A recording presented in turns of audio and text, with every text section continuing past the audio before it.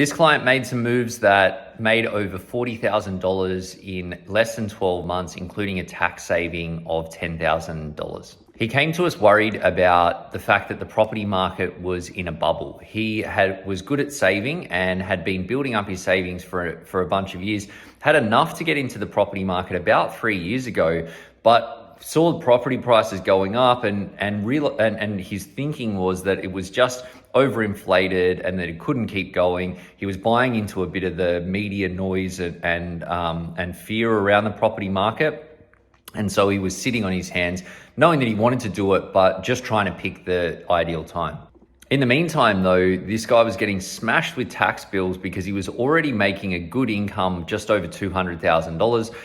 And he was investing the money that he had sitting in cash, as well as his spare regular income, into shares, just kept adding on to his taxable income, and he was already on the top marginal tax rate. So his tax bill just kept ramping up and up and up. We did a few different things for this guy, including tightening up his employer share plan to take advantage of a bit of free money that he was leaving on the table, sorting out some super contributions to pump up some tax deductions and get money invested into the lower tax environment. But the biggest thing that he decided to do was to actually enter the property market. So we had a bunch of discussions with him about where the property market was going, and noted that while we didn't have a crystal ball, if we take a long-term view, that time tends to de-risk all risks. So we talked about the fact that in blue chip areas, this guy was based in Sydney, so we're talking about the Sydney property market, that those blue chip property suburbs like Bondi and Mossman and Camperdown and like the locations that are close to the city, high demand, limited supply, we know that over the long term, they will continue to perform because the fundamentals are there. When we took that approach, we could see the relief sort of melt into his face. We put a risk management plan in place so that he made sure that he wasn't going to have to sell the property in the short term.